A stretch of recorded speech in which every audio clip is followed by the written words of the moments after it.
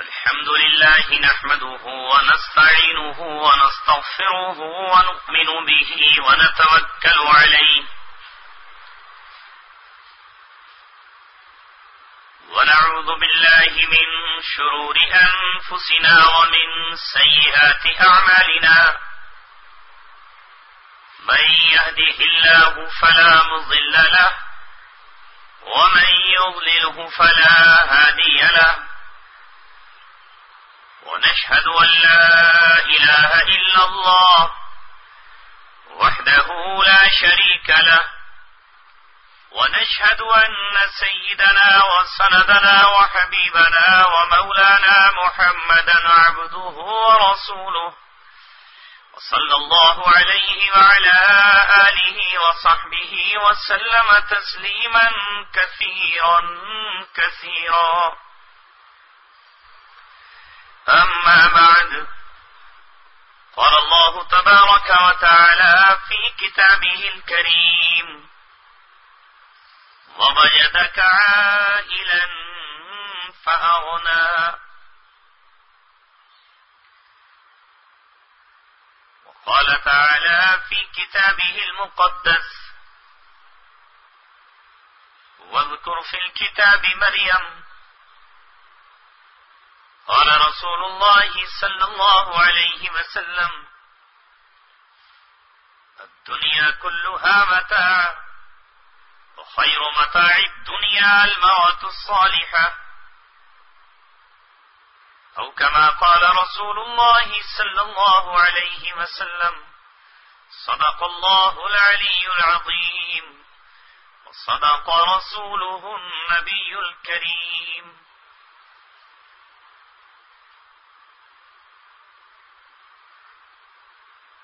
وہ فیضان نظر تھا یا کہ مکتب کی کرامت تھی؟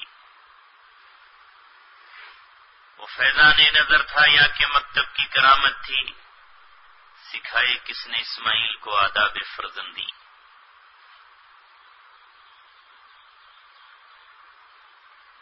وجود زن سے ہے تصویر کائنات میں رنگ، اسی کے ساز سے ہے زندگی کا سوز دروں.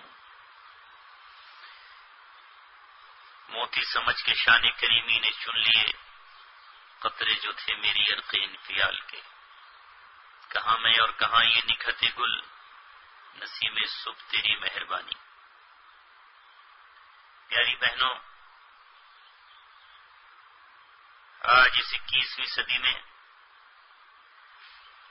توحید کا چراغ اپنے سینے میں جلانے والی اور آج دین اسلام سے اپنے آپ کو جوڑنے والی بیٹیوں، بہنوں اور ماؤں،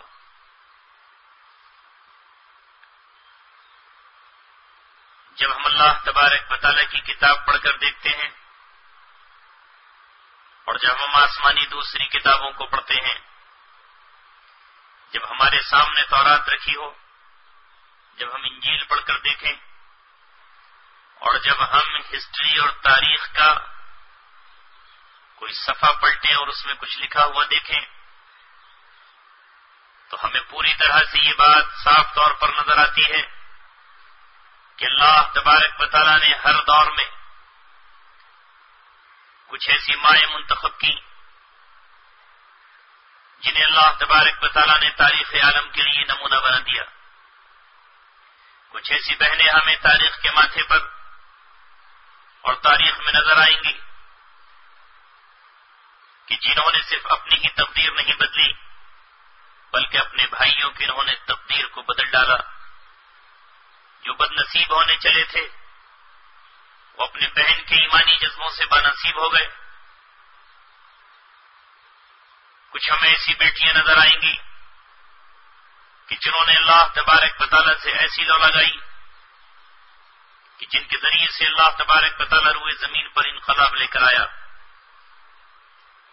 یہ خوش نصیب اللہ کی بندیوں کی وہ جماعت ہے جس کا تذکرہ اللہ تبارک و تعالیٰ تاریخ کے طور پر اپنی آخری کتاب قرآن مقدس میں کرتا ہے، جن کا تذکرہ نبی پاک صلی اللہ علیہ وسلم کی زبان اقدس پر آتا ہے.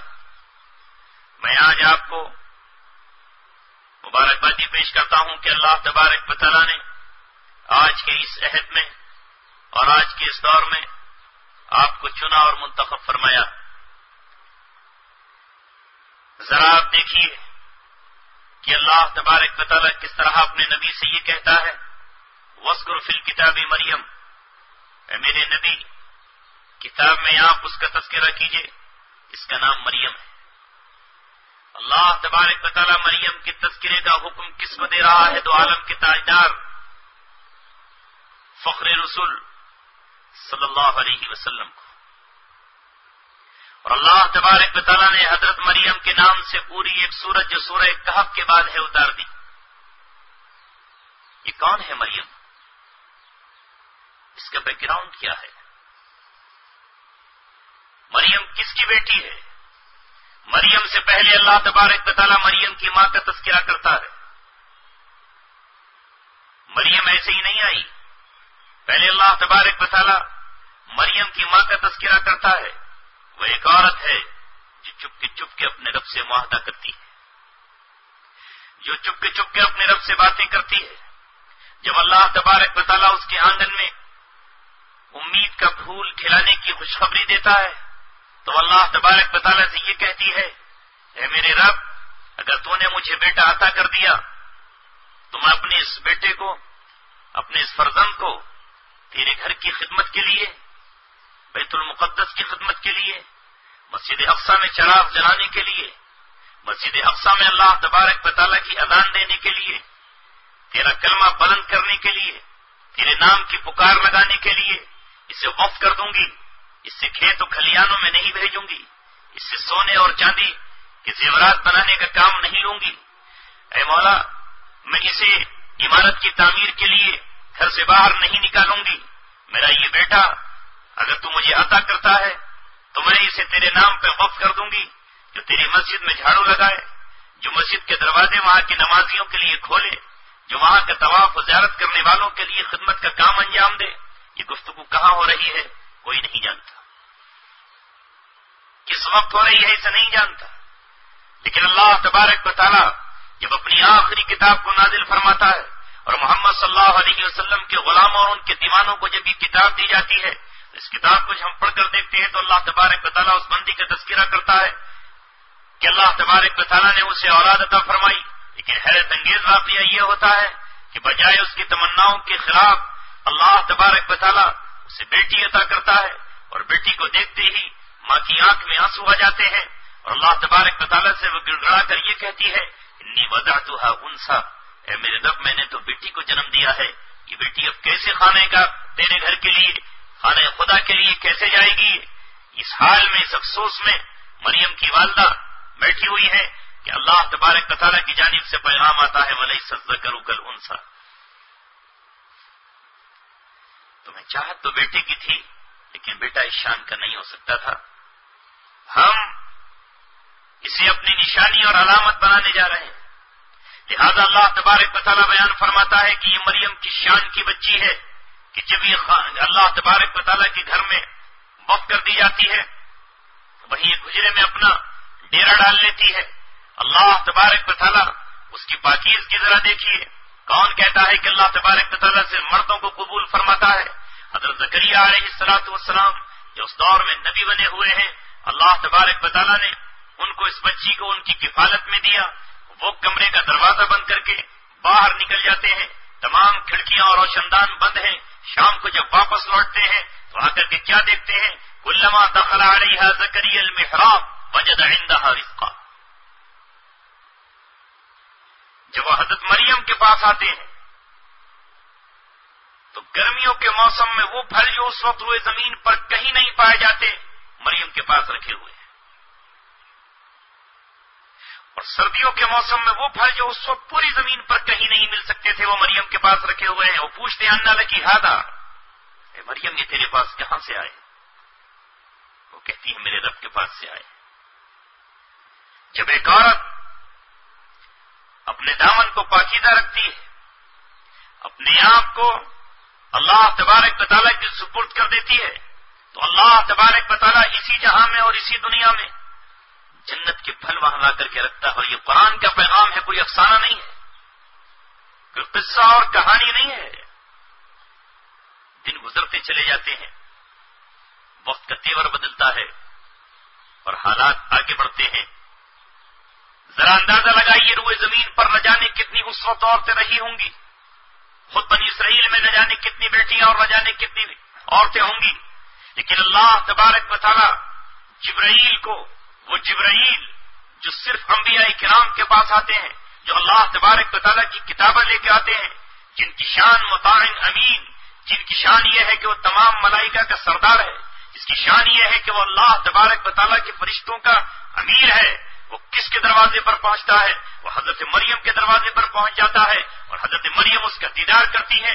انسانی شکل میں آتا ہے، فتمثل لها بشرا سویا، ایک انسانی شکل میں وہ حضرت مریم کے پاس پہنچتا ہے. اللہ تبارک و تعالیٰ نے اس وقت پوری روئے زمین پر کسی اور کے پاس نہیں بلکہ حضرت مریم کے پاس اپنے فرشتے، اس فرشتے کو جو فرشتوں کا سردار ہے اسے بھیجا اور کہا کہ میرا کلمہ لے کر کے پہنچ جا. میں عیسیٰ جو میری نشانی اور علامت ہے، وہ عیسیٰ ابن مریم جو اللہ تبارک و تعالیٰ کا کلمہ ہے، جسے اللہ تبارک و تعالیٰ نے اپنی روح کہہ کر پکارا ہے، وہ حضرت مریم کے پاس پہنچ جاتا ہے. اور اللہ تبارک و تعالیٰ وہاں حضرت عیسیٰ ابن مریم کو ان کی مبارک پیٹ سے اللہ تبارک و تعالیٰ ان کو پیدا کرتا ہے.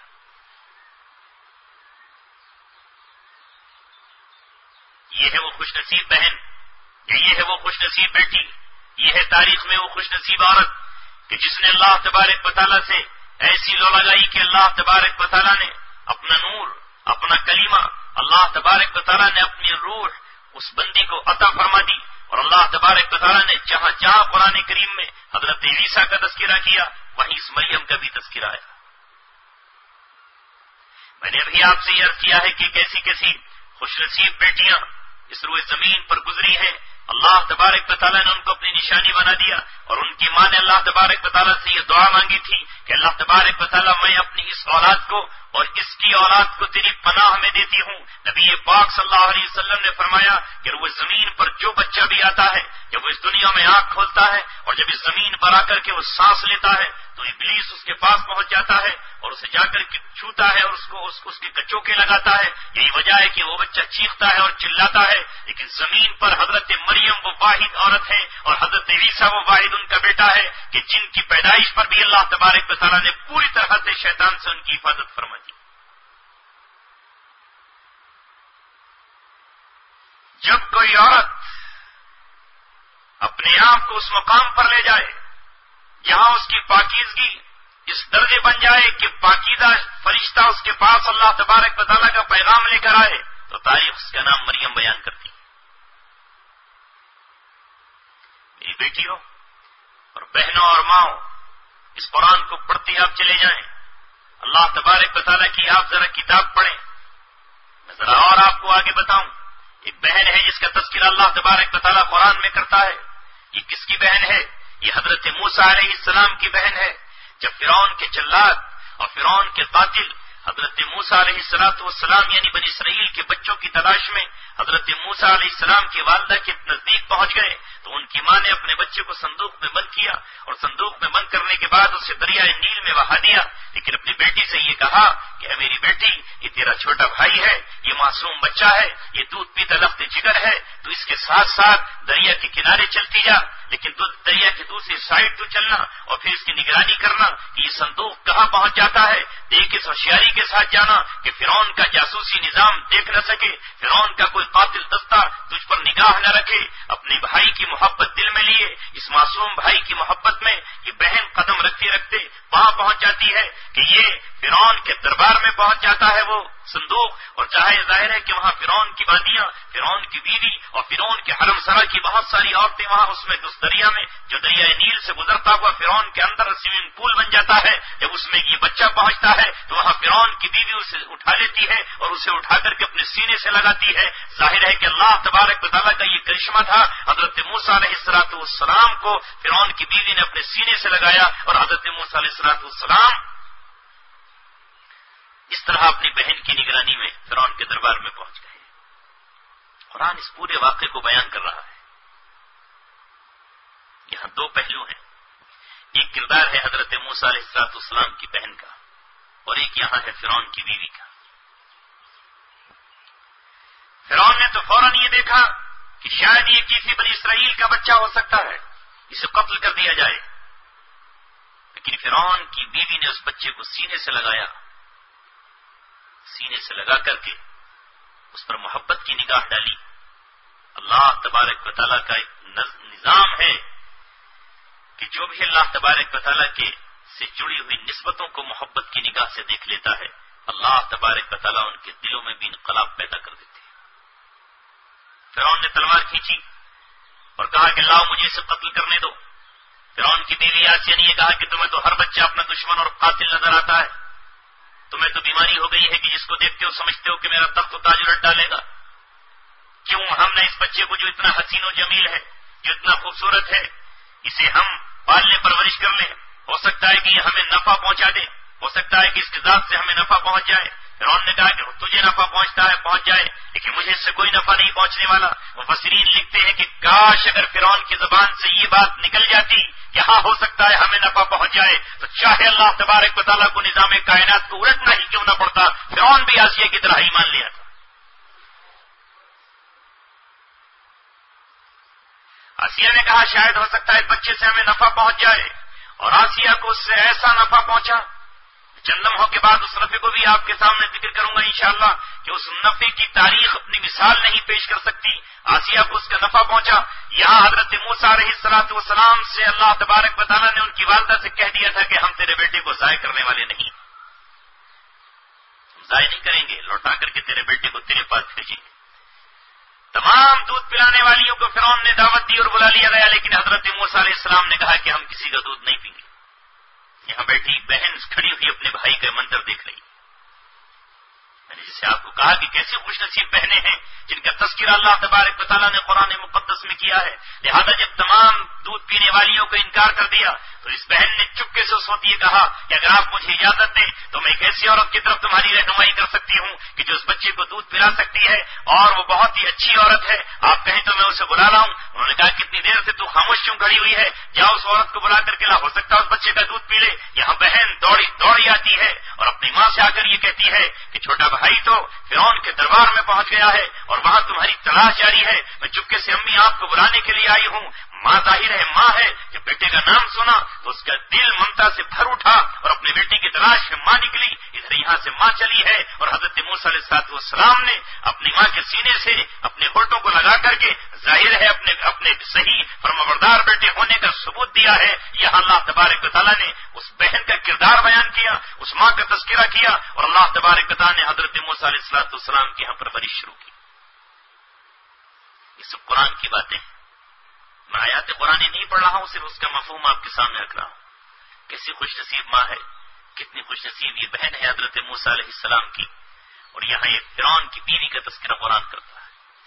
قرآن نے دو کردار قرآن کریم میں بیان کیے ہیں، ایک بیوی ہے فرعون کی اور ایک بیوی ہے حضرت نوح علیہ السلام کی۔ ہائے ہائے، جب کوئی بد نصیب ہونے پر آتا ہے تو کتنا بد نصیب ہو جاتا ہے، اور کوئی خوش نصیب ہونے پر آتا ہے تو کس طرح سے اللہ تبارک و تعالیٰ اسے نوازتا ہے۔ ذالک فضل اللہ یؤتیہ من یشاء، اللہ تبارک و تعالیٰ جسے چاہے نواز دے۔ کعبے میں پیدا کرے زندیق کو، لائے بت خانے سے وہ صدیق کو۔ زادہ آذر خلیل اللہ ہو اور بیٹا نوح کا کنعان ہو، زوجہ لوط نبی ہو کافرہ، آسیہ فرعون کی ہو طاہرہ۔ اللہ تبارک و تعالیٰ کا یہ نظام، اس میں اللہ تعالیٰ نے بیان فرمایا کہ دیکھو کیسا ماحول، حضرت نوح علیہ السلام جیسا شور، جن کو آدم ثانی کہا جائے، جن کی دعا پر اللہ تبارک و تعالیٰ اس کائنات کو فنا کرنے کا فیصلہ کر لے، جن کو اللہ تبارک و تعالیٰ منتخب کرے تو اس کے بعد پوری دنیا کا سلسلہ ان سے چلے۔ ایسی بیوی، کیسا خوش نصیب شوہر کہ 950 سال تک اللہ تبارک و تعالیٰ کا پیغام برسریام سناتا رہے۔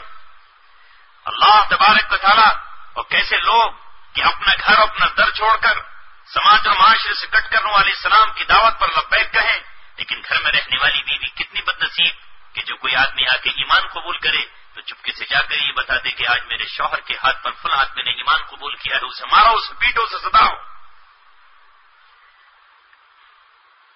اللہ نے بیان فرمایا کہ دیکھ لو، ایک نوح کی بیوی ہے اور ایک فرعون کی بیوی ہے۔ وہ فرعون جس نے اللہ تبارک و تعالیٰ کے نام لینے پر پابندی عائد کر رکھی ہے، جس نے صرف اس جرم میں ہزاروں اور لاکھوں بچوں کو قتل کر دیا ہے کہ کہیں ایسا نہ ہو کہ میری حکومت اور میرے تخت اور تاج کو یہ لوگ الٹ کر پھینک دیں۔ باقی اب اس کا عجیب و غریب ہے، فرعون کے گھر میں، اس کے محل میں ایک باندی ہے جو اس کے بچوں کے سر میں کنگھی کرتی ہے، بال کاٹتی ہے، خدمت کرتی ہے، لیکن اللہ تبارک و تعالیٰ اسے ایمان کی دولت سے مالا مال کر دیتا ہے۔ اچانک ایک دن یہ واقعہ پیش آتا ہے کہ کنگھی اس کے ہاتھ سے گر جاتی ہے، وہ اللہ تبارک و تعالیٰ کا نام لے کر کے کنگھی اٹھاتی ہے۔ فرعون کی بیٹی جو اس کے سامنے بیٹھی ہوئی ہے، چیخیں مارتی ہوئی اور شور مچاتی ہوئی اپنے باپ کے پاس پہنچ جاتی ہے اور کہتی ہے کہ ابا جان، غضب ہو گیا، موسیٰ کا جادو ہمارے محل اور ہمارے گھر میں چل گیا۔ بنی اسرائیل کی بات چھوڑو، اب باندیوں کو یہ جرأت اور ہمت ہونے لگی کہ وہ آپ کو رب نہ مانے اور موسیٰ کے رب کو رب مانے۔ وہ موسیٰ کا نام لے کر، اس کے رب کا نام لے کر اس نے کنگھی اٹھائی ہے۔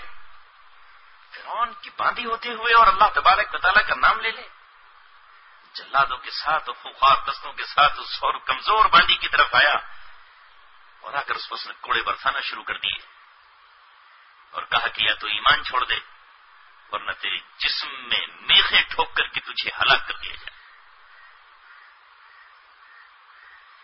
لیکن جب ایمان کسی کے دلوں میں اتر جاتا ہے تو پھر ایمان نہ آگ کے شعلوں سے ڈرتا ہے، نہ سمندر کی موجوں سے گھبراتا ہے، نہ پہاڑ کی سختی سے اسے کبھی خوف اور لاحق ہوتا ہے، نہ دنیا کی کثرت اس کے پیروں کو ہلا سکتی ہے۔ ایمان وہ چیز ہے کہ جو اللہ تبارک و تعالیٰ جب اس کو عطا کرتا ہے تو ساری کائنات ایک طرف کھڑی ہوئی ہو، لیکن صاحب ایمان اپنے پہاڑ اپنی جگہ سے ٹل سکتے ہیں، لیکن کیا مجال ہے کہ صاحب ایمان اپنے قدموں سے کو پیچھے ہٹا لے۔ اس باندھی نے یہ کہا، اب ایمان کی خوشبو مہک چکی ہے اور کلمہ توحید میری زبان سے جاری ہو چکا ہے، یہ وقت آ چکا ہے، میں ایمان نہیں چھوڑوں گی، تم اپنی طاقت اور قوت جتنی چاہو آزما لو۔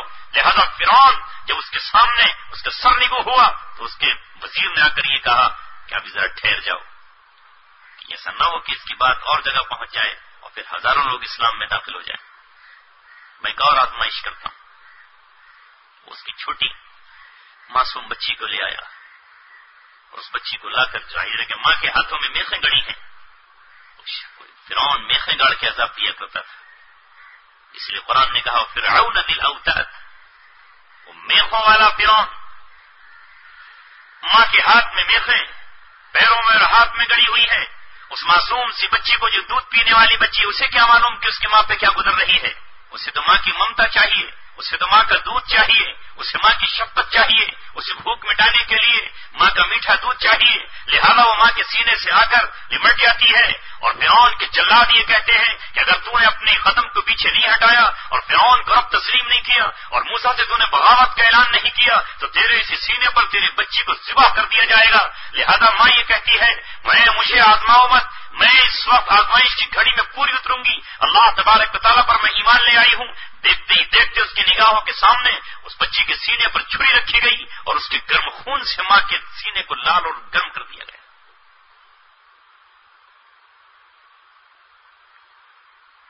اس کے بعد دوسری بچی کو لایا گیا اور اسی طرح اسے بھی ذبح کر دیا گیا، اور پھر اس کے بعد کہا کہ اب بعد آ جا۔ ماں نے کہا کہ جو آزمائش کی گھڑیاں تھیں وہ پوری ہو گئی۔ ظالموں، چاہے میرے نخون کھینچ ڈالو اور چاہے میری جسم کی بوٹی بوٹی کاٹ کر کے پھینک دو، خون کی بوند زمین پر بہا ڈالو، ایمان نہیں جانے والا۔ لہذا پہلے اس عورت کے ٹکڑے ٹکڑے کیے گئے، نمک پاشی کی گئی۔ جب یہ خبر فرعون کے اندر گھر میں پہنچتی ہے تو آج آسیہ کا ایمان بھی ٹھاٹے مارتے ہوئے سمندر کی طرح سے موج زن ہو گیا۔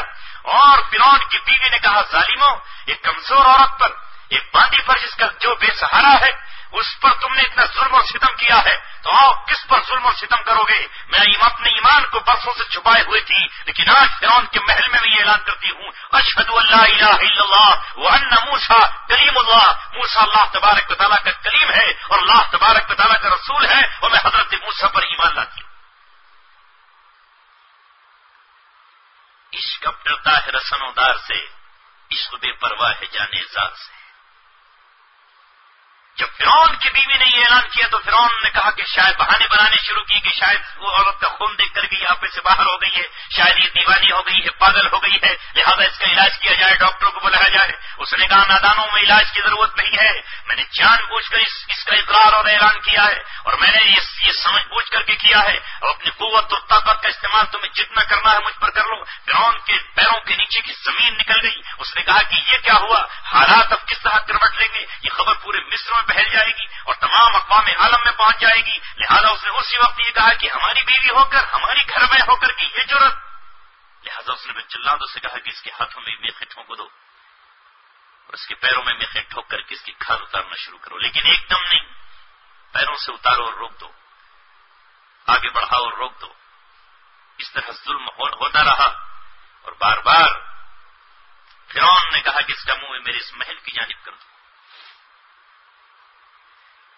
پیروں سے کھال اتار کر کے ٹخنوں تک لائی گئی، ٹخنوں سے اتار کر کے گھٹنوں تک لائی گئی، اور اس کے بعد فرعون نے بار بار یہ کہا آسیہ آپ بھی دیکھ لے، یہ محل، یہ قالین، یہ فانوس، یہ تمام کا تمام تخت و تاج، یہ ہیرے جواہرات، تو جانتی نہیں کس کی بیوی ہے کہ شان کے ساتھ تیری ڈولی میرے گھر میں آئی تھی اور کس انداز سے تو یہاں آئی تھی۔ اگر تو اب بھی بات آ جائے تو چونکہ تو میری بیوی رہی ہے اور تو میرے اس محل سرا میں رہی ہے، میں تجھے آج بھی معاف کر سکتا ہوں، تیرا آج بھی علاج ابھی کیا جا سکتا ہے۔ لہذا ایک طرف تیرے سامنے یہ موت اور تباہی ہے، ایک طرف تیرے جسم کے ٹکڑے ٹکڑے ہیں، اور دوسری جانب یہ عیش و آرام ہے، یہ عشرت کدا ہے، یہ دولت کدا ہے، یہ سامنے ہیرے جواہرات اور سونے اور چاندی کے کنگن ہیں، یہ سارا ساز و سامان، یہ عیش و آرام ہے۔ بول کیا فیصلہ کرتی ہے؟ اللہ تبارک و تعالیٰ اس پورے منظر نامے کو عرش عظیم سے دیکھ رہا ہے، آسمان پر بیٹھے ہوئے فرشتے انگشت بدندہ ہیں اور دانتوں تلے انگلی دبا کر یہ دیکھ رہے ہیں۔ اللہ تبارک و تعالیٰ کی بھی آزمائش کا عجیب حال ہے کہ جو اللہ تبارک و تعالیٰ پر ایمان لاتا ہے وہ باندی آج تڑپ رہی ہے، اس کے جسم سے کھال اتاری جا رہی ہے اور زخموں پر نمک چھڑکا جا رہا ہے اور بار بار اس سے آزمائش کے لیے پکارا جا رہا ہے۔ لہذا فرعون نے جب اپنے دربار کی طرف اس سے منہ کر کے کہا تو اس عورت نے چپکے سے اللہ تبارک و تعالیٰ سے دعا کی ہے اور جو دل میں گفتگو کی ہے اسے قرآن نے بیان کیا ہے۔ اللہ تعالیٰ نے فرمایا کہ فرعون کی بیوی نے کہا یا رب ابنی لی عندک بیتا فی الجنہ، اے میرے رب اس محل کا بار بار یہ مجھے تانا دے رہا ہے، ہم نے آپ کے لیے اس محل کو چھوڑ دیا، ہم نے آپ کے لیے ان قالینوں کو چھوڑ دیا، ہم نے آپ کے لیے اس تخت و تاج کو چھوڑ دیا، ہم نے آپ کے لیے ان اپنی باندیوں کو چھوڑ دیا، ہم نے آپ کے لیے شراب کی سراہیوں کو چھوڑ دیا، ہم نے آپ کے لیے سونے اور چاندی کے زیورات کو ٹھوکر مار دی ہے، ہم نے آپ کی توحید کا اعلان کیا ہے، ہم نے فرعون کے گھر میں اس کی بنیادوں کو ہلا ڈالا ہے، ہم نے اس کے قلعے کی دیواروں میں دراڑیں پیدا کر دی ہے۔ کیا اے رب تیرے نام پہ جب ہم نے قربانی دی ہے تو ہمیں جنت میں محل نہیں ملے گا؟ یا رب میرا گھر جنت میں بنا دیجیے۔ روایات میں آتا ہے کہ اللہ تبارک و تعالیٰ نے اسی وقت جنت میں حضرت آسیہ کا محل تیار کیا اور آسمان کے تمام پردوں کو چاک کر ڈالا اور حضرت آسیہ سے کہا اے آسیہ دنیا کے محل کو دیکھ اور اس جنت کی اپنی کوٹری کو دیکھ، دنیا کی اپنی اس محل کو دیکھ اور ہماری بنائے ہوئے جنت کی نعمت کدے کو دیکھ، اس سے اس کا مقابلہ کر جس کی اینٹیں کائی کی ہیں اور جس کی در و دیوار کس کے ہیں، ذرا اسے دیکھ۔ حضرت آسیہ کے بارے میں آتا ہے کہ حضرت آسیہ مسکرانے لگی جب جنت کا محل سامنے آیا۔ دنیا کی نعمتوں کو جنت کی نعمتوں سے کیا جوڑ ہے؟ یہاں کی اینٹ جنت کی اینٹ کا کیا مقابلہ کر سکتی ہے؟ مسکرانے لگی، روح اندر سے پھڑکنے لگی جنت میں جانے کے لیے، اور حضرت آسیہ نے اسی وقت یہ کہا کہ اللہ تعالیٰ فرعون سے اور اس ظالم قوم سے مجھے نجات دیتے۔ ادھر روح پرواز ہوئی اور جنت کی وادیوں میں پہنچ گئی۔ زمانہ گزرتا رہا، رسول و انبیاء آتے رہے، یہاں تک کہ آخری تاجدار محمد صلی اللہ علیہ وسلم یہ تشریف لائے اور حضرت خدیجہ کا آخری وقت ہے۔ حضرت خدیجہ آپ کی پہلی بیوی ہیں۔ جب حضرت خدیجہ کا آخری وقت ہے، نبی پاک صلی اللہ علیہ وسلم سے وہ الوداع چاہتی ہیں، رخصت ہونا چاہتی ہیں، وقت وفات نبی پاک صلی اللہ علیہ وسلم ان کے چارپائی کے پاس کھڑے ہوئے ہیں، تو حضرت نبی پاک صلی اللہ علیہ وسلم نے حضرت خدیجہ سے کہا آسیہ تم جنت میں جا رہی ہو، وہاں جا کر کے میری دو بیویاں ہیں، ان سے تم میرا سلام کہہ دینا۔ حضرت خدیجہ نے کہا اللہ کے رسول آپ تو مذاق نہیں کیا کرتے، یہ وقت کوئی مذاق کا ہے؟ میرے ہوتے ہوئے آپ نے کسی سے نکاح ہی کہاں کیا ہے؟ میں ہی تو آپ کی بیوی ہوں، آپ مجھ سے کیا کہہ رہے ہیں کہ جنت میں جا کر میری بیویوں کو سلام کہہ دینا؟ کون ہے آپ کی بیوی ہمارے علاوہ؟ آپ صلی اللہ علیہ وسلم نے فرمایا خدیجہ تم اس روئے زمین پر میری بیوی بنائی گئی ہو، جنت میں میری 2 بیویاں اور ہیں، ایک وہ آسیہ جس نے فرعون کو چھوڑ دیا اللہ تبارک و تعالیٰ کے لیے، اللہ تبارک و تعالیٰ نے کہا دنیا کے محل کے مقابلے میں تو میں نے تجھے جنت کا محل دے دیا ہے، اور دنیا میں تو نے چونکہ مصر کے بادشاہ کو چھوڑا ہے، جا میں تجھے اس کائنات کے بادشاہ کی بیوی بنا کر کے جنت میں رکھوں گا۔ آسیہ سے اللہ تعالیٰ نے میرا جنت میں نکاح کر دیا ہے۔ اور دوسری وہ قاری مریم ہیں، ان سے اللہ تبارک و تعالیٰ نے میرا نکاح کیا ہے، انہیں بھی اللہ تبارک و تعالیٰ نے، جس نے قوم کے صدمے جھیلے، جس نے خدا کے نام پر نہ جانے کتنے الزامات کے پتھر اپنے اوپر آتے ہوئے برداشت کیے، جو اللہ تبارک و تعالیٰ کی نشانی حضرت عیسیٰ کو لے کر آئی تو قوم اپنے ہاتھوں میں تانے کے پتھر لے کر آئی، لیکن اس نے سارے صدمے جھیل لیے اور برداشت کر لیے۔ اللہ تبارک و تعالیٰ نے حضرت مریم کا نکاح مجھ سے جنت میں کیا۔ بہنوں اور بیٹیوں، کہنا آپ سے یہی ہے کہ ذرا قرآن نے ان مثالوں کے طور پر ان 2 کو پیش کیا، امرأۃ فرعون و امرأۃ نوح۔ ایک طرف نوح علیہ السلام کی بیوی ہے، ان حالات میں وہ اللہ تبارک و تعالیٰ سے بغاوت کرتی ہے، اور ایک فرعون کی بیوی ہے جو ان حالات میں اللہ تبارک و تعالیٰ کی محبت کا اقرار کرتی ہے۔ کردار دونوں کا آپ کے سامنے ہے، کس کے نقش قدم پر آپ کو چلنا ہے یہ طے کر لو اور فیصلہ کر لو۔ ایک بیوی ہے حضرت لوط علیہ السلام کی، کیسا ماحول، کس طرح کا ماحول ملا۔ لوط علیہ السلام بھانجے ہیں حضرت ابراہیم علیہ السلام کے،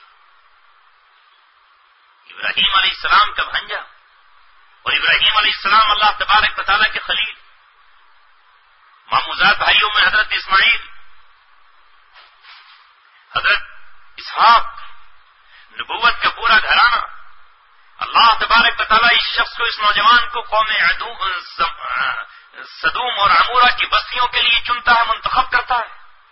نبی کے گھر میں آنے والی عورت نبی سے بغاوت کر جاتی ہے اور باغیوں کا ساتھ دیتی ہے، دشمنوں کا ساتھ دیتی ہے، اپنے شوہر کے خلاف جاسوسی کرتی ہے۔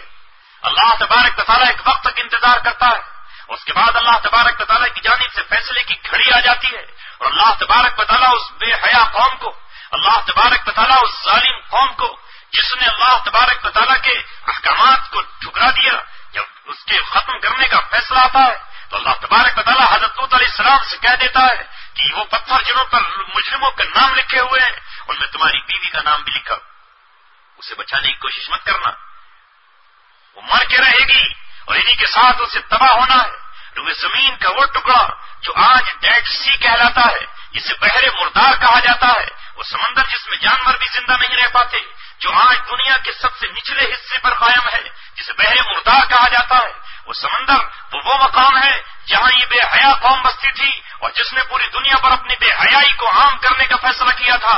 قوم لوط اللہ تبارک و تعالیٰ ہلاک کر دیتا ہے چند مسلمانوں کو لے کر، جب حضرت ابراہیم علیہ السلام نے یہ کہا ہے کہ وہاں تو میرا بھانجا بھی ہے، وہاں تو مسلمان بھی ہیں، تو فرشتوں نے یہ کہا تھا آپ گھبراؤ مت، ہمیں پتا ہے کہ وہاں کتنے مسلمانوں کے گھر ہیں، مسلمانوں کی کون سی بستیاں ہیں، ہم ایک ایک مسلمان کو جانتے ہیں، ہم ایک ایک مسلم بیٹی کو جانتے ہیں، ہم ایک ایک مومن بچے کو جانتے ہیں، ہم جن پتھروں کو لے کر آئے ہیں ان میں مجرموں کے نام لکھے ہوئے ہیں۔ ایسا نہیں ہو سکتا ہے کہ ہم انجانے میں کسی کو ہلاک کر دیں گے، انہیں بچا لیا جائے گا، ہلاک وہی کیے جائیں گے جو حضرت لوط سے بغاوت کر رہے ہیں۔ یہ ہے قرآن کا انداز جو اللہ تبارک و تعالیٰ نے ہمیں سکھایا۔ آج بھی اللہ تبارک و تعالیٰ کو انہی خوش نصیب بیٹیوں کی، انہی بہنوں کی تلاش ہے۔ اگر آپ بہن ہیں تو آؤ، آپ کو کردار ادا کرنا ہوگا اس بہن کا کہ بد نصیب ہونے کے لیے بھائی چل رہا ہے، جا رہا ہے دو عالم کے تاجدار کو ختم کرنے کے لیے۔ آج پورے مکے میں جشن کا ماحول ہے۔ آج ابلیس نے سوچ لیا کہ آج نبی پاک صلی اللہ علیہ وسلم کو قتل کر دیا جائے گا۔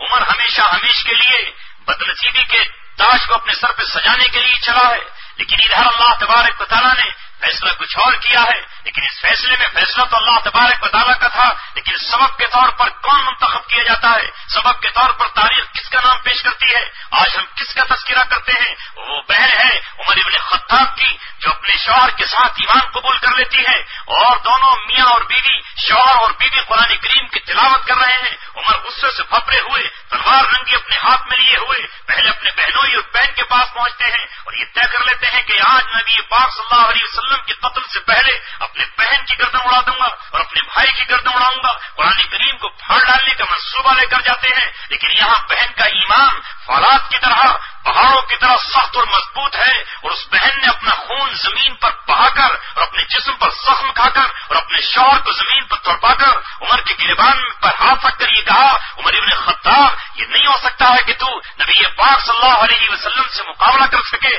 پہلے ہماری ایمانی قوت سے مقابلہ کر، پہلے ہم سے مقابلہ کر، آج ہم دیکھتے ہیں کہ تجھ میں طاقت زیادہ ہے یا ہمارے ایمان کی کیفیت زیادہ ہے۔ تاریخ لکھنے جا رہی ہے کہ ایک بہن کی جرأت کے سامنے، اس کی بہادری کے سامنے، اس کے حوصلوں کے سامنے، اس کی ایمانی کیفیات کے سامنے عمر کا پتھر دل ہمیشہ کے لیے موم ہو کے رہ جاتا ہے۔ یہ ہے عمر کی بہن اور اس کا کردار۔ یہ کردار آج بہنوں کو ادا کرنا ہے، آج بیٹیوں کو ادا کرنا ہے۔ یہ ہے صدیق اکبر کی بیٹیاں حضرت اسما، یہ ہے صدیق اکبر کی بیٹی حضرت اسما۔ جب نبی پاک صلی اللہ علیہ وسلم نکل پڑے رسول اللہ صلی اللہ علیہ وسلم ہجرت پر، صدیق اکبر کو ساتھ لے چلے۔ حضرت صدیق اکبر نے اپنا سارا سرمایہ رسول پاک صلی اللہ علیہ وسلم پر قربان کر دیا۔ اونٹنیوں کو گھاس کھلا رہے ہیں، اونٹنیوں کو دانا کھلا رہے ہیں اور کہتے ہیں میرے آقا کیا ہجرت کے سفر پر میں آپ کے ساتھ رہوں گا؟ کہا ہاں تم میرے ساتھ رہو گے۔ ہجرت کے سفر پہ حضرت ابوبکر صدیق نکل گئے اور اپنی بیٹی اسما سے یہ کہا، اے میری بیٹی اسما اگر دشمن آ جائے تو ہمیں بتانا نہیں کہ ہم کہاں نکلے ہیں، تم پر کتنا ہی ظلم اور ستم کیا جائے، اور اگر تمہیں پتہ ملے اس غلام کو ذرا بتا دینا، یہ غلام وہاں کھانا لے کر کے ہمارے پاس پہنچ جائے۔ لہذا حضرت اسما جو نبی پاک صلی اللہ علیہ وسلم کے ایک اعتبار سے سالی ہوا کرتی ہے اور حضرت صدیق اکبر کی بیٹی ہے، آپ اپنے باپ کی رازداری کر رہی ہیں۔ رسول اللہ صلی اللہ علیہ وسلم نکل گئے۔ ابو قحافہ جو ابو بکر کے والد ہیں ابھی تک ایمان انہوں نے قبول نہیں کیا ہے، جب صدیق اکبر ہجرت پر چلے گئے تو ان کی چیخیں اور آہیں نکل گئیں اور اپنی پوتیوں کو دیکھ کر یہ کہنے لگے، اے میری پوتیوں تمہارے باپ نے تمہیں کتنا بڑا صدمہ دیا ہے، خود بھی چلا گیا یہاں سے اور ہمارے گزر بسر کے لیے کوئی پیسہ نہیں چھوڑا، سارا پیسہ اس نے غلاموں پہ خرچ کر دیا، باندیوں کی آزادی پر خرچ کر دیا اور آج ساری دولت لے کر کے اپنے گرہ میں باندھ کر چلا گیا۔ چونکہ ابو قحافہ نابینا ہو گئے ہیں اس لیے پوتی اپنے دادا کو کتنی تسلی دیتی ہے اور کہتی ہے دادا جان گھبرانے کی ضرورت نہیں ہے، ابا جان ہمارے لیے انتظام کر کے گئے ہیں، تاک میں چند پتھریاں رکھ دی اور پتھریوں پر ایک کپڑا ڈال دیا اور کپڑا ڈال کر کے دادا کا ہاتھ پکڑ کر لائی اور کپڑے کو رکھ کے کہا کہ دادا جان ذرا دیکھیے تو ابا نے کتنی اشرفیاں ہمارے انتظام کے لیے رکھ دی۔ ابو جہل آیا حضرت اسما سے پوچھنے لگا بتا کہاں ہے تیرے والد؟ اس زور سے تماچا مارا کہ ان کے کان کی بالی نکل کے دور گئی۔ لیکن حضرت اسما نے کہا ابو جہل یہ ابو بکر صدیق کی بیٹی ہے، کتنے ہی ظلم کر لے لیکن ہم اپنے سینے کا راز تجھے دے نہیں سکتے۔ کھانا پہنچایا، اپنے دوپٹہ پھاڑ کر کے اس میں ناشدان باندھا اور پہاڑ پہ جس والے سور میں نبی پاک صلی اللہ علیہ وسلم ہیں انہیں کھانا پہنچایا۔ یہ ہے حضرت اسما رضی اللہ تعالیٰ عنہ، جن کے شوہر حضرت زبیر رضی اللہ تعالیٰ عنہ اور جن کا بیٹا عبداللہ ہے۔ جب کوئی قربانیاں دیتا ہے تو اللہ تبارک و تعالیٰ اس قربانی کو کس طرح نکھارتا ہے، ایک ایک تاریخ بہنوں پڑھتی چلے جائیے۔ یہ ہے تمہاری آئیڈیل اور نمونہ، یہ امت کی مائیں، یہ صدیق اکبر کی بیٹیاں، یہ ہے ہمارے لیے نمونہ۔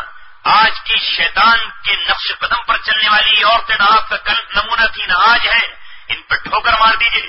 یہ لعنت زدہ عورتیں جو آج فلمی دنیا میں بیٹھی ہوں یا آج کرکٹ یا بیڈمنٹن کے میدان میں ہوں، ان کو ٹھوکر مار دیجیے، انہیں ٹھکرا دیجیے، ان سے نسبت حاصل کیجیے۔ یہ حضرت اسما ہے جو مدینے میں صحابہ کرام پہنچے ہیں تو صحابہ کرام کے یہاں کوئی لڑکا پیدا نہیں ہو رہا، اور اگر پیدا ہوتا ہے کسی کا تو اس کا انتقال ہو جاتا ہے۔ مدینے میں یہودیوں نے یہ چرچا عام کر دیا کہ ہم نے مسلمان جو مکے سے ہجرت کر کے آئے ہیں ان کی عورتوں کی کوکوں پر جادو کر دیا ہے، لہذا ان کو کوئی بیٹا نصیب نہیں ہوگا، کوئی بیٹا جیے گا نہیں، ہم نے اپنے جادو کے اثر سے ایسا ہم نے کر دیا ہے۔ صحابہ کرام مزمحل ہیں، نبی پاک صلی اللہ علیہ وسلم بھی پریشان حال ہے کہ اسی میں اللہ تبارک و تعالیٰ حضرت اسما کو چنتا ہے اور اللہ تبارک و تعالیٰ کی نظر کرم حضرت اسما پر پہنچتی ہے۔ حضرت اسما ایک بیٹے کو جنم دیتی ہے جسے تاریخ عبداللہ بن زبیر کے نام سے جانتی ہے۔ جب نبی پاک صلی اللہ علیہ وسلم کو خبر پتہ چلتی ہے کہ حضرت زبیر کے یہاں پیدائش ہوئی ہے ایک بیٹے کی، تو آپ دوڑتے ہوئے چلے آتے ہیں اور مدینے کی گلیوں میں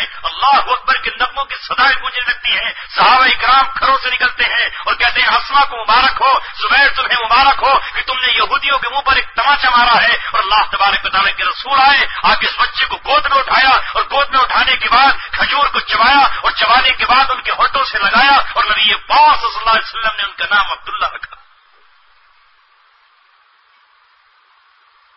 یہ ہے حضرت عائشہ کا بھانجا عبداللہ، جسے اللہ تبارک و تعالیٰ نے اتنا قبول فرمایا کہ خانہ کعبہ کی تعمیر اس بچے کے ہاتھوں سے ہوئی۔ خانہ کعبہ کی تعمیر ہوئی۔ بہنوں، نبی پاک صلی اللہ علیہ وسلم کی چاہت کو اس نوجوان نے پورا کر دیا۔ میرے آقا فرماتے تھے کہ اگر اے عائشہ تیری قوم کا اسلام نیا نہیں ہوتا تو میں خانہ کعبہ کو اس بنیاد پر بنا دیتا جس پر حضرت ابراہیم نے رکھا ہے۔ اگر آپ نے خانہ کعبہ کی زیارت کی ہو، اللہ نے آپ کو حج اور عمرے کی سعادت بخشی ہو، تو جو حصہ حتیم کا حصہ کہلاتا ہے حضرت ابراہیم علیہ السلام نے اس کو بھی خانہ کعبہ میں شامل کیا تھا۔ اور خانہ کعبہ کے دو دروازے تھے، ایک تو جو آپ کو دروازہ ہے یہ سامنے والا، ایک پیچھے اس کے دروازہ، اس کے نشانات آج بھی ہیں۔ ادھر سے داخل ہونے کا تھا خانہ کعبہ کے اندر، ادھر سے باہر نکل جانے کا تھا۔ ابراہیم علیہ السلام نے دروازے کو اتنا اونچا نہیں بنایا تھا جیسے آج دروازہ اونچا ہے کہ آدمی کا ہاتھ بھی وہاں تک نہیں پہنچتا، یہ قریش نے کیا تاکہ وہ جسے چاہے دروازے میں داخل ہونے دیں، جسے چاہے نہ داخل ہونے دیں۔ حضرت ابراہیم نے نیچے بنایا تھا کہ جو چاہے اللہ کے گھر میں داخل ہو جائے۔ رسول اللہ صلی اللہ علیہ وسلم کی چاہت یہ تھی کہ خانہ کعبہ کو اسی بنیادوں پر بنا دیا جائے، لیکن حضرت عبداللہ بن زبیر رضی اللہ تعالیٰ حضرت امیر معاویہ کے انتقال کے بعد مکے اور مدینے کے لوگوں نے انہیں امیر اور اپنا بادشاہ چن لیا، وہ امیر المؤمنین بنائے گئے، لہذا انہوں نے ثابت خانہ کعبہ کی تعمیر اسی انداز پر کر دی۔ اور جب حجاج بن یوسف جو اسلام میں بڑا ظالم اور بادشاہ گزرا ہے، اس نے عبداللہ بن زبیر رضی اللہ تعالیٰ عنہ کو ختم کرنے کے لیے، انہیں شہید کرنے کے لیے اپنی فوجوں کو خانہ کعبہ پر چڑھائی کی ہے، تو حضرت اسما اس وقت بوڑھی ہو چکی تھی۔ عبداللہ بن زبیر نے اپنی ماں کو لکھا اور یہ کہا کہ امی جان، حجاج بن یوسف یہ کہتا ہے کہ میں ہتھیار ڈال دوں اور ہتھیار ڈال کر کے میں گرفتار کر لیا جاؤں تو اپنی جنگ کو بند کر دے گا، امی جان مجھے مشورہ دیجیے۔ اس وقت حضرت اسما بوڑھی ہو چکی ہیں، ان کی آنکھوں کی بینائی جا چکی ہے، انہوں نے اپنے بیٹے کو خط لکھ کر کے یہ کہا، میرے بیٹے ہم نے مکے کی گلیوں میں اس وقت سر نہیں جھکایا جب تیرے نبی کے ساتھ تیرے نانا موجود تھے، تو آج تو ان کے سامنے کرنا چکائے گا کہ میرا دودھ آج اتنا فاسد ہو چکا ہے کہ تو ان کے سامنے ہتھیار ڈال دے اور تو ان کے سامنے اپنی سر جھکا دے۔ میرے بیٹے میرا دودھ اس قابل ہے کہ تو شہید ہو جائے، شہادت کا تاج پہن لے، شہادت تیرے نبی کو مطلوب ہے۔ عبداللہ بن زبیر رضی اللہ تعالیٰ کو گرفتار کیا گیا اور سولی پر چڑھا دیا گیا۔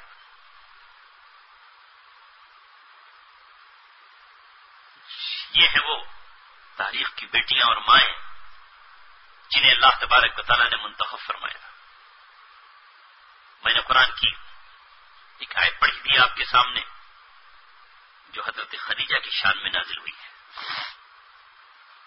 اللہ تبارک و تعالیٰ اپنے نبی کو یاد دلاتا ہے اور کہتا ہے میرے نبی وَوَجَدَكَ عَائِلًا، وقت یاد کیجئے جب آپ کمزور تھے، غریب تھے، آپ کے پاس نہ درہم تھے نہ دنانیر تھے، کچھ نہیں تھا آپ کے پاس، تو ہم نے مکے کی ایک رئیس اور تاجرات جس کے پاس سینکڑوں پیغام شہزادوں کے آئے، جس کے پاس ہزاروں پیغام رئیس ترین لوگوں کے آئے، جس کے پاس نہ جانے کتنے قبائل کے سرداروں نے نکاح کے پیغام بھیجے، لیکن اس نے سب کو ٹھکرا دیا. اس نے آپ کی سچائی اور امانت اور دیانت کو دیکھا تو اس نے اپنے آپ کو آپ کے نکاح میں دینے کا مشورہ اپنی سہیلیوں سے کیا. وہ پیغام آپ تک پہنچا, آپ نے اسے قبول کر لیا. وہ مکے کی تاجر عورت جسے دنیا خدیجہ کے نام سے جانتی ہے, جب وہ آپ کے نکاح میں آئی تو اس نے آ کر کے اپنا مال اپنا دولت آپ کے قدموں میں نچھاور کر دیا اور آپ کو قدم قدم پر وہ تسلی دیتی رہی. اس نے آ کر کے یہ کہا کہ آج کے بعد آپ اپنے آپ کو آپ غریب و کمزور و بے سہارا نہ سمجھیں. آپ کا جی چاہتا ہے کہ یتیموں کے دسترخوان سجے اور یتیم آپ کے دسترخوان پہ کھائیں تو آج سے یتیموں کی دعوت کرتے رہیے. میرا سونا اور چاندی آپ کے حوالے ہے, اس سے آپ غلاموں کو آزاد کرتے رہیے. آپ بیواؤں کو کپڑے پہناتے رہیے. آپ خانہ کعبہ میں آنے والے حاجیوں کی خدمت کیجیے. یہ دولت آپ کی ہے, یہ اونٹ آپ کے ہیں, یہ گھوڑے آپ کے ہیں. آپ جو چاہے کریں. ابھی آپ کی عمر 25 سال کی ہے, یہ 40 سال کی بیوہ آپ کی پشت پر ہم نے کھڑی کر دی, اور وہ بیوہ بھی وہ ہے کہ جس کے پاس سونا اور غلام اور باندیاں اور سب کچھ ہے. جب آپ غار ہیرا سے نکلے ہیں وہی کے بوجھ سے کپ کپاتے ہوئے اور آپ کے قدموں میں لرزش ہے اور آپ گھبرائے ہوئے آئے اور آپ نے آ کر یہ کہا کہ خدیجہ مجھے چادر اڑا دو, مجھے ڈر لگ رہا ہے. تو وہ کس کے ہاتھ ہیں؟ وہ خدیجہ کے ہاتھ ہیں جنہیں آپ نے چادر اڑائی. آپ چادر اوڑھ کے لیٹ گئے اور جب آپ کو سکون ملا تو آپ نے خدیجہ سے واقعہ بیان فرمایا اور آپ نے کہا کہ آج یہ حادثہ میرے ساتھ پیش آیا ہے. تو حضرت خدیجہ نے آپ سے یہ کہا کہ میرے شوہر, یہ گھبرانے کی بات نہیں ہے, اس پہ ڈریے مت. آپ ہلاک نہیں ہو سکتے, آپ تباہ نہیں ہو سکتے. میں نے دنیا کی تاریخیں پڑھی ہے, میں آپ سے 15 سال عمر میں بڑی ہوں, میں نے زمانے کو الٹتے اور پلٹتے ہوئے دیکھا ہے. آپ گھبرائیے مت, میں آپ کو تسلی دلاتی ہوں. آپ یتیموں کے ماما ہیں, غریبوں کے ملجا ہیں, آپ بے سہاروں کے سہارا ہیں, آپ کمزوروں کو سہارا دینے والے ہیں. تاریخ میں ایسے لوگ کبھی اس طرح ایک دم سے ہلاک نہیں کیے جاتے. وَوَجَدَكَ عَائِلًا فَأَغْنَىٰ, اللہ نے آپ کو غریب پایا, غنی کر دیا. مفسرین لکھتے ہیں کہ اشارہ ہے حضرت خدیجہ کے مال کی طرف. اللہ اکبر. اللہ تبارک و تعالی کس طرح ایک عورت کی تعریف کر رہا ہے یہاں, جس نے نبوت کا بوجھ اٹھایا, جو تسلی دینے کے لیے نبی پاک صلی اللہ علیہ وسلم کا ہاتھ پکڑ کر ورقہ بن نوفل کے پاس لے گئی, جو اس وقت عالم ہیں انجیل کے, تورات کے, زبور کے, اور کہتے ہیں کہ یہ گھبرائے ہوئے ہیں. بتائیے ان کے بارے میں. وہ آپ کی پیشانی دیکھ کر اور اس واقعے کو دیکھ کر یہ کہتے ہیں کہ جو نور آپ کے پاس آیا ہے یہی تو حضرت عیسیٰ کے پاس آیا تھا, یہی تو حضرت موسیٰ کے پاس آیا تھا, یہی تو وہ ہے اللہ تبارک و تعالیٰ کا فرشتہ جو نبیوں کے پاس آیا ہے. تم نبی بنائے جانے والے ہو, گھبراؤ مت اس پر. کاش میں زندہ رہتا اس وقت تک کہ جب تمہاری قوم تمہیں اپنے شہر سے نکالتی. تسلی ہو گئی نبی پاک صلی اللہ علیہ وسلم. یہی وجہ ہے کہ رسول اللہ صلی اللہ علیہ وسلم نے حضرت خدیجہ کے ہوتے ہوئے کوئی دوسرا نکاح نہیں کیا. ان کے انتقال کے بعد پھر نکاح کیا ہے. اور جس سال حضرت خدیجہ کا انتقال ہوا اس انتقال کے پورے سال کو نبی پاک صلی اللہ علیہ وسلم نے غم کا سال قرار دیا. اس لیے کہ آقا فرماتے ہیں ایک موقع پر, حضرت عائشہ رضی اللہ تعالیٰ عنہا نے ایک موقع پر انجانے میں یہ بات کہہ دی, اللہ کے رسول یہ بار بار آپ ایک بوڑھی عورت کا ہر موقع پہ ہمارے سامنے تذکرہ کرتے ہیں, جو کہ حضرت عائشہ کو اپنے اوپر بڑا ناز تھا. آپ صلی اللہ علیہ وسلم کو ان سے بڑی بے پناہ محبت تھی. وہ علمداں بھی تھیں, عالمہ بھی تھیں. رسول پاک صلی اللہ علیہ وسلم کو ظاہر ہے کہ ان کے پورے گھرانے سے محبت تھی. تو ایک بار اس نے کہہ دیا کہ اللہ کے رسول آپ بار بار اس بوڑھی عورت کا تذکرہ کرتے رہتے ہیں. ہم کھانا بنائیں تو آپ کہتے ہیں کہ میری خدیجہ یوں کھانا بناتی تھی. جب ان کی کوئی سہیلی آ جائے تو آپ کھڑے ہو جاتے ہیں اس کے استقبال کے لیے. جب ہم کسی کو کپڑا دیتے ہیں تو آپ کہتے ہیں کہ خدیجہ اس طرح یہ بیواؤں کو کپڑا پہنایا کرتی تھی. تو جب دیکھیے آپ اس بوڑھی عورت کا جس کے 2 شوہر انتقال کر چکے تھے, وہ بڑھاپے کے عالم میں آپ کے نکاح میں آئی, جب دیکھو آپ اسی کا تذکرہ کرتے رہتے ہیں. بس نبی پاک صلی اللہ علیہ وسلم کا چہرہ تبدیل ہو گیا اور کہا عائشہ آئندہ ایسی بات مت کہنا کہ وہ کون عورت تھی, وہ کیسی تھی. عائشہ تمہیں نہیں معلوم, تم تو میری زندگی میں اس وقت آئی ہو جب میری زندگی میں بہاریں ہی بہاریں ہیں. تم نے اس وقت میری زندگی میں قدم رکھا ہے جب چاروں طرف سے حفاظت کرنے والی تلواریں اور سینے میرے ساتھ موجود ہیں. خدیجہ اس وقت میری زندگی میں آئی تھی جب کوئی پشتبان نہیں تھا, جب تمام کانٹے اپنے پیروں میں چبھے ہوئے اور اپنے دامن سے لگے ہوئے میں گھر میں داخل ہوتا تو اپنی پلکوں سے خدیجہ میرے کانٹوں کو چن لیا کرتی تھی. جب میں تھکا ہارا گھر میں داخل ہوتا تو خدیجہ مجھے سکون عطا کرتی. جب میں وحی کے بوجھ سے کانپتا ہوا آیا تو خدیجہ کے بازوؤں نے مجھے سہارا دیا. تم خدیجہ کے بارے میں یہ کہتی ہو آئندہ ایسی زبان مت کھولنا. اس کے مال نے مجھے سہارا دیا, اس کے مال سے میں نے غلاموں کو آزاد کیا, اس کے مال سے میں نے کمزوروں کو چادریں اور کپڑے پہنائے. آئندہ یہ بات مت کہنا. خدیجہ وہ ہے کہ جس نے مجھ پر اس وقت رحم کیا ہے جب میں گھر کی چہار دیواری میں جایا کرتا تھا اور میری پڑوس میں میری چچی ہے ام جمیل جو ابو لہب کی بیوی ہے مجھے ستاتی تو خدیجہ ہی کا سینہ تھا جو اس کے سینے کی گرمی سے مجھے حرارت ملا کرتی اور سکون و راحت ملتی. واقعہ لکھا ہے نبی پاک صلی اللہ علیہ وسلم کا جب بدر کے قیدی قید ہو کر آئے اور فدیہ میں لوگ چھوٹنے لگے تو یہاں نبی پاک صلی اللہ علیہ وسلم کے داماد حضرت ابو العاص بھی ہیں جو حضرت زینب کے شوہر ہیں, وہ بھی گرفتار ہو گئے. اب ان کی آزادی کے لیے فدیہ لیا جانا ہے تو حضرت زینب جو آپ کی بیٹی ہیں انہوں نے اپنے شوہر کی آزادی کے لیے ہار بھیجا. اور جب ہار نبی پاک صلی اللہ علیہ وسلم کے سامنے آیا تو آپ کی آنکھوں سے آنسو چھلک آئے اور صحابہ کرام سے کہا یہ میری خدیجہ کا وہ ہار ہے جو اس نے میری بیٹی کو نکاح کے تحفے کے طور پر دیا تھا. اے لوگوں اگر اس ہار کو تم چاہو تو اسے واپس کر دو. یہی میری خدیجہ کی نشانی اور علامت میری بیٹی کے پاس ہے. اگر آپ چاہتے ہو, آپ کا دل چاہتا ہو تو بلاد یہ میری بیٹی کا ہار جو خدیجہ کی مجھے یاد دلاتا ہے اسے واپس کر دو. جب حضرت خدیجہ کی یاد آئی تو صحابہ کرام کی بھی ہچکیاں نکل گئیں اور کہا کہ اللہ کے رسول ایک ہار کیا, ہم اب تو جوانی اور اپنی پوری زندگی اور سب کچھ قربان کر سکتے ہیں, یہ ہار ہم آپ کی بیٹی کو واپس کیے دیتے.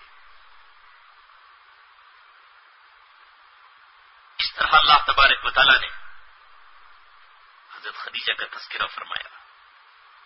حضرت فاطمہ جو آپ کی بیٹی ہیں, اللہ کے رسول صلی اللہ علیہ وسلم نے اس بیٹی کو کیسا نوازا اس بیٹی کو. آج ہماری بیٹیوں کے لیے نمونہ یہ ہونا چاہیے. میں بڑے احترام کے ساتھ اور بڑی دلدوز اور دلسوزی کے ساتھ آپ سے مطالبہ کرتا ہوں ان کی زندگی اپناؤ.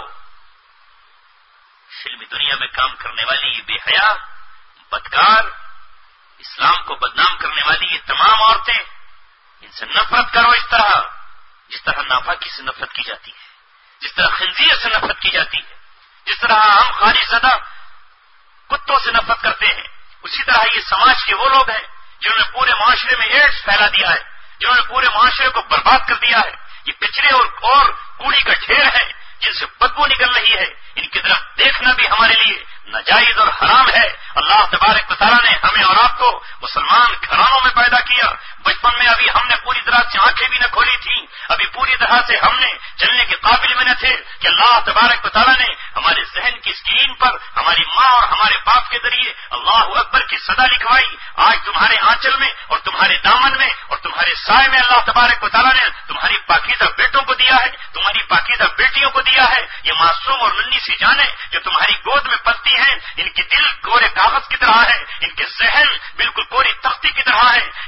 یہ کوری کافی ہے. ان کے دل پر جو چاہے آپ لکھ دو, انہیں جس طرح چاہے آپ بنا دو. نبی پاک صلی اللہ علیہ وسلم نے فرمایا کل مولود یولد علی فطرۃ, ہر بچے کو اللہ تبارک و تعالیٰ اسلام کی فطرت پر پیدا کرتا ہے, اسے مسلمان بنا کر کے پیدا کرتا ہے. وہ ابواہ اس کے ماں باپ ہیں, او یحودانی ہی او نصرانی ہی او یمجسانی ہی. پھر ماں باپ چاہتے ہیں تو کسی کو عیسائی بنا دیتے ہیں اور کسی کو چاہتے ہیں تو مجوسی بنا دیتے ہیں اور کسی کو چاہتے ہیں ماں باپ یہودی بنا دیتے ہیں. ماں باپ جو چاہیں اپنی اولاد کو بنا دیں. ان کی تقدیر, ان کی قسمت ہمارے اپنی ہاتھوں میں ہے. جس طرح مٹی کا برتن بناتے ہوئے کمہار جو چاہے اس مٹی سے بنا دے, کٹورا بنا دے, دیا بنا دے, پلیٹ بنا دے, مٹکا بنا دے, گھڑا بنا دے, اور چاہے تو کسی کو ٹیڑھا میڑھا کر دے, بکنے کے بھی قابل نہ ہو. اس وقت یہ مٹی کے کھلونے نہیں, یہ برتن جن میں اللہ تبارک و تعالیٰ نے اپنے توحید کا چراغ جلانے کے لیے ہمارے ہاتھوں میں دیا ہے. آج ماؤں کی ذمہ داری ہے, آج بہنوں کی ذمہ داری ہے کہ اپنے بھائیوں کو کس طرح تیار کریں. آج بیویوں کی ذمہ داری ہے کہ اپنے شوہروں کی کس طرح تربیت کریں. آج ماؤں کی ذمہ داری ہے کہ اپنی اولاد کو کس طرح ان کی پرورش و تربیت کریں. اللہ تبارک و تعالیٰ نے آپ کو یہ نعمتیں تو دے دی, اللہ تبارک و تعالیٰ نے یہ امانت تو آپ کے سپرد کر دی. اب اس امانت کو ہم برباد کرتے ہیں. یہ انہیں نبی پاک صلی اللہ علیہ وسلم کے غلاموں جیسا بنا دیتے ہیں. یہ ہمارے اوپر ہے. کون ہے کہ تاریخ کے ماتھے پر حضرت افرا ہیں. افرا ہیں یہ. آج تو حیرت یہ ہے کہ ہم اسلامی نام رکھتے ہوئے بھی شرماتے ہیں. ایک عورت جس نے پوری دنیا میں اسلام کو رسوا کر دیا، اس کا نام اپنی بیٹیوں کے ناموں پر لوگ رکھ رہے ہیں. کیا ہے بھائی، بیڈمنٹن کی کھلاڑی ہے ایک عورت، دنیا بھر میں یہودی اسے نواز رہے ہیں. اسلام دشمن طاقتیں اس پہ سونے اور چاندی اور پانی کی طرح بہا رہے ہیں. لاؤ اپنی بیٹیوں کا نام بھی اس طرح رکھ دو.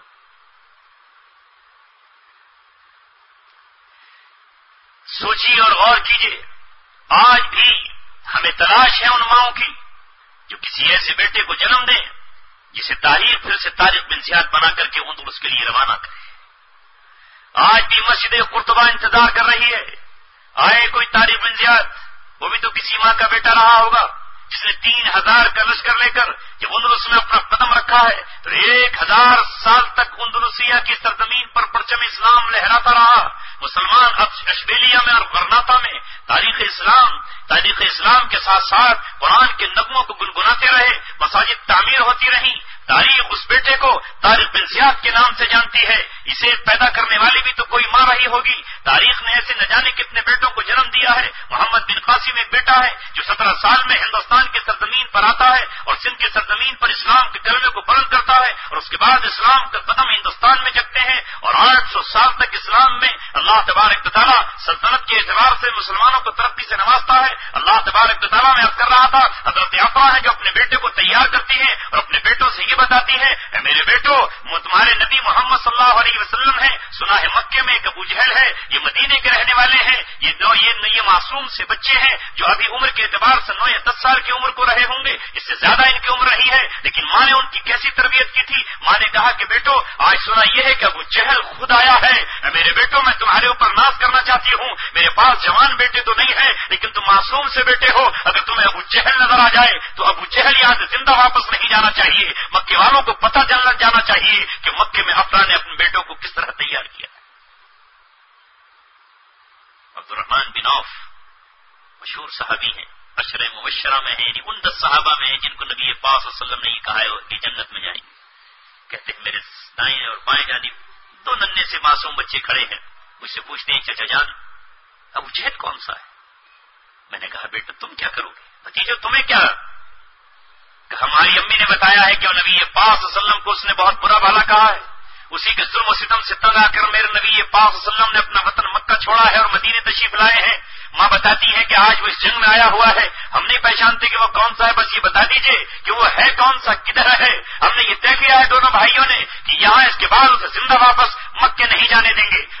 حضرت رحمان کہتے ہیں کہ میں سمجھا یہ معصوم سے بچے شاید ایسی بچپن کے عالم میں یہ باتیں کر رہے ہوں گے. اچانک میری نگاہ پڑتی ہے تو میں نے دیکھا کہ جو اپنے صفوں کو ترتیب دے رہا ہے اور کبھی آگے بڑھتا ہے کبھی پیچھے ہٹتا ہے اور اس طرح کھڑا ہوا ہے. میں نے کہا کہ میرے بیٹو جسے تم تلاش کر رہے ہو وہ سامنے دیکھو جو لوہے میں ٹھگا ہوا ہے جس کی صرف آنکھیں نظر آ رہی ہے، یہ ہے ابو جہل. کہتے ہیں ابھی میں نے یہ بات جملہ پورا نہیں کیا ہے کہ وہ شیر کی طرح چھپتے اور بجلی کی طرح کڑکتے ہوئے انہوں نے جس زخم لگائی ہے تو ابو جہل کی گھوڑے کی ٹانگیں کاٹتے ہوئے ابو جہل کو زمین پہ تڑپا دیا. کیوں نہ افرا ناز کریں اپنے ان بیٹوں پر؟ کیوں نہ اسلام اس ماں پہ ناز کرے؟ کیوں ناز نہ کرے؟ آج یہ آسمان اور آج یہ زمین اور یہ پوری کائنات ان ماؤں کو تلاش کر رہی ہے جنہوں نے ایسے بیٹوں کو جنم دیا، جنہوں نے ان بیٹوں کو پرورش کی. حضرت حاجرہ، میں نے یہاں سے شعر سنایا تھا علامہ اقبال کا، اس میں اپنی بات کو مختصر و ختم کر رہا ہوں. وہ کیسی ماں ہے جسے دنیا حاجرہ کے نام سے جانتی ہے، جس نے ہجرت کی اسلام کے لیے، اپنے بیٹے کو لخت جگر کو سینے سے لگا کر صفا مروہ کی پہاڑیوں پر اکیلی تنہا بیٹھی. کیا یقین ہے اس ماں کا کہ جب شوہر سے پوچھتی ہے کہ ہمیں کیوں چھوڑ رہے ہیں آپ، کیا اجازت اللہ کا ہی حکم ہے؟ کہاں اللہ کا حکم ہے تبھی تو چھوڑ رہا ہوں، میں نبی ہو کر اللہ کے حکم کی خلاف ورزی کیسے کر سکتا ہوں؟ کہا اذن لا یضیعنا، اگر یہ مسئلہ ہے تو چاہیے آپ وہ ہمیں ضائع نہیں کرے گا، ہمیں ضائع نہیں کرے گا. ایک ماں اپنے بیٹے کو تنہائی کے عالم میں لیے ہوئے پانی کے مشکیزے سے پانی پلاتی ہے اور تنہا اکیلی بیٹھی ہوئی ہے. اللہ تبارک و تعالیٰ کا اس قربانی پر کیا پیار اتر رہا ہے. ذرا اندازہ لگائیں آپ کہ جب پانی ختم ہو جاتا ہے سینے میں دودھ خشک ہو جاتا ہے، اور بیٹا جب اپنی زبان اپنے ہونٹوں پر چٹکی ہوئی لگاتا ہے، ماں پانی کو تلاش کرتی ہے صفا و مروہ پر. یہ صفا پہاڑی ہے، یہ مروہ پہاڑی ہے، کبھی صفا پہ کبھی مروہ پہ، کبھی صفا پہ کبھی مروہ پہ. ابھی زیادہ چکر نہیں، 7واں چکر پہنچتا ہے کہ اللہ تبارک و تعالیٰ کا دریائے رحمت جوش میں آ جاتا ہے، اور جبریل کو حکم دیا جاتا ہے، جبریل جاؤ اس ماں کے پاس جاؤ جو اپنے بیٹے کی محبت میں اور ہمارے حکم کی اطاعت میں یہاں بیٹھی ہوئی ہے. اپنا پر زمین کی گہرائیوں تک ڈالو اور اس پر کو ڈالتے ہوئے جنت کی وادیوں تک لے جاؤ، اور ایسا چشمہ اسے بنا دو کہ قیامت کی صبح تک نہ جانے کتنے دریا خشک ہو جائیں، کتنے سوتے خشک ہو جائیں، مگر زمزم کا پانی خشک نہیں ہو. یہ ہے وہ ماں، یہ ہے اس کا صبر، یہ ہے اس کی قربانی کہ اللہ تبارک و تعالیٰ کی رحمت کو زمین پہ اتار لایا. کتنی خوش نصیب ہے یہ ماں کہ جس کے قدم جس پہاڑی پر پڑے ہیں وہ پہاڑی اللہ تبارک و تعالیٰ کی علامت اور نشانی بن گئی. قیامت کی صبح تک جس طرح حضرت ہاجرہ اس صفا اور مروہ پہ چلی ہے اور دوڑی ہے، قیامت کی صبح تک وہاں یہ سلسلہ جاری رہے گا. اللہ تعالیٰ ہر ماں اور بیٹی اور بہن کو اور ہر مسلم نوجوان کو اس منظر کو دکھائے اور وہاں پر پہنچائے. صفا و مروہ پر دوڑے بغیر اللہ تبارک و تعالیٰ کا عشق مکمل نہیں ہوگا، عمرہ نہیں مانا جائے گا، حج قبول نہیں ہوگا. دوڑو اس طرح جب آج سے ہزاروں سال پہلے ایک ننھے سے بچے کو اپنی گود میں لے کر یہاں بٹھا کر کے حضرت ہاجرہ دوڑی ہے. دوڑو، صفا و مروہ ہماری علامت اور نشانی بن گیا ہے. اس پر جب بت رکھ دیے گئے تھے زمانے جاہلیت میں، اور صحابہ اکرام کے دل میں یہ بات پیدا ہوئی کہ یہاں تو ہم زمانے جاہلیت میں بتوں کی پرستش کرنے آیا کرتے تھے، لہذا صفا و مروہ پہ نہ جائیں. تو اللہ تبارک و تعالیٰ نے کہا ان الصفا والمروہ من شعائر اللہ، لہذا صفا و مروہ اللہ تبارک و تعالیٰ کی نشانی اور علامت ہے. ہم ہمارے محبوب بندوں کے قدموں کو بھی یہ مقام حاصل ہے کہ وہ جس سرزمین پہ پڑ جاتے ہیں اسے بھی اللہ تبارک و تعالیٰ اپنی نشانی بنا دیتا ہے. پھر یہ ماں اپنے بچے کی کیسی تربیت کرتی ہے کہ ابھی زیادہ دن نہیں گزرے، مشکل سے 7 سال گزرے ہوں یا 8 سال گزرے ہوں کہ دوسری آزمائش آ گئی ماں کی اور اس بیٹے کی کہ ابراہیم علیہ السلام اپنے بیٹے کو ذبح کرنے لے چلتے. کتنی عمر میں؟ 9 سال کی عمر ہوگی، اتنی عمر بیان کرتے ہیں. 9 سال کا بچہ ہوتا کیا ہے؟ باپ اپنے بیٹے کو چھری سے ذبح کرنے کے لیے لے چلتا ہے، اور یہاں یہ بیٹا اپنے باپ کو نصیحتیں اور وصیتیں کر رہا ہے اور کہتا ہے کہ ابا جان مجھے قبلہ رخ لٹا دینا، میرے گلے پہ چھری تیز کر کے چلانا، میرے ان کپڑوں کو پہلے اتار لینا تاکہ ماں کو تکلیف نہ ہو. یہ بچہ روتا نہیں، گھبرا کے بھاگتا نہیں، وہ چیخیں نہیں مارتا، بلکہ یہ کہتا ہے فعل ما تؤمر ستجدنی انشاءاللہ من الصابرین. اے ابا جان آپ اس کام کو کر گزریے جو آپ نے خواب میں دیکھا ہے. اللہ تبارک و تعالیٰ کے اس منظر کو علامہ اقبال نے یہ کہا یہ فیضان نظر تھا یا کہ مکتب کی کرامت تھی. سکھائے کس نے اسماعیل کو آداب فرزندی؟ بتاؤ یہاں کوئی مکتب تھا، یہاں کوئی مدرسہ تھا، یہاں کوئی کالج تھا، یہاں کوئی یونیورسٹی تھی؟ اس اسماعیل نے کس کے یہاں پڑھا تھا؟ اس ماں نے کس طرح باپ کے جذبوں کو بتایا، باپ کی نبوت کا اقرار کرایا؟ اس بچے کی کیسی تربیت تھی کہ یہ بچہ اپنے باپ سے باغی نہیں ہوتا، اپنے باپ کے سامنے لیٹ جاتا ہے اور چھری کے نیچے لیٹ کر اللہ تبارک و تعالیٰ کی رحمتوں کو قبول کر لیتا ہے اور ذبیح اللہ کہلاتا ہے. وہ تو اللہ تبارک و تعالیٰ نے حکم دیا کہ ذبح مت کرنا، یہ بیٹا ذبیح ہے، ذبح ہو چکا ہے. اللہ تبارک و تعالیٰ جب اسماعیل چھری کے نیچے لیٹتا ہے اور بچپن کے عالم میں اپنا امتحان مکمل کر دیتا ہے تو اللہ تبارک و تعالیٰ اسماعیل کو قبول فرماتا ہے. لہذا نبی پاک صلی اللہ علیہ وسلم اگر آتے ہیں تو حضرت اسماعیل کی نسل سے آتے ہیں. آج اسی کی ضرورت ہے. بہنوں اور بیٹیوں، تمہارے بغیر اسلامی نظام مکمل نہیں ہو سکتا. اس لیے آپ اپنی زندگیوں کا رخ پلٹیے، آگے آئیے اور اپنے جذبوں سے اس ملت کی تعمیر کیجیے. ہمیں تلاش ہے آج پھر کوئی ماں اٹھے بخارا کی سرزمین سے اور اپنے بیٹے کو اسماعیل بخاری بناتے. کوئی ماں اٹھے اور اس کا بیٹا سید احمد شہید بن جائے. کوئی اٹھے اور اس کی اولادیں اس ملت کی تعمیر کرنے کے لیے نکلیں. لیکن یاد رکھیے گا اللہ تبارک و تعالیٰ اپنا کام ناپاکوں سے، پلیتوں سے اور گندے لوگوں سے نہیں لیا کرتا. اللہ تعالیٰ پاک ہے، پاکیزگی کو پسند کرتا ہے. ناپاکوں سے اللہ تعالیٰ کام نہیں لیتا. اللہ تعالیٰ طاہر ہے، مطہر ہے، اس لیے پہلے اپنے دل پاک کر لیں، اپنی نگاہوں کو پاک کر لیں، اپنے دل و دماغ کو پاک کر لیں، اس روئے زمین پر نکلیں، محمد صلی اللہ علیہ وسلم کی بیٹیاں بن کر سارا سماج ہمیں یہ دیکھ لے کہ یہ کون جا رہا ہے، یہ رسول اللہ صلی اللہ علیہ وسلم کی وفادار بیٹیاں جا رہی ہیں، یہ محمد صلی اللہ علیہ وسلم کی باندیاں جا رہی ہیں، یہ ان پہ ایمان لانے والی جا رہی ہیں، سارا زمانہ یہ جان لے جدھر سے آپ گزر جائے ادھر اللہ تبارک و تعالیٰ کی رحمت آپ کو سلامی دینے کے لیے آئے، اور اللہ تبارک و تعالیٰ آسمان دنیا پر فخر فرمائے، ابلیس کو کھڑا ہو کر اللہ تبارک و تعالیٰ چیلنج یہ کرے کہ آج کے اس دور میں بھی یہ وہ ہیں جنہوں نے نبی پاک صلی اللہ علیہ وسلم کے پردے کو نہیں چھوڑا، ان کی غیرت کو نہیں چھوڑا، ان کی حمیت کو نہیں چھوڑا۔ انشاءاللہ جس دن آپ کی آنکھ میں غیرت ہو اور جس دن آپ کے دل میں پاکیزگی ہو اور جس دن اللہ تبارک و تعالیٰ آپ کے دلوں میں جذبہ صادق پیدا کر دے، میں نے کئی جگہ یہ بات کہی اور آج آپ سے پھر یہ کہتا ہوں کہ ایک ماں جب اپنے بچے کو دودھ پلاتی ہے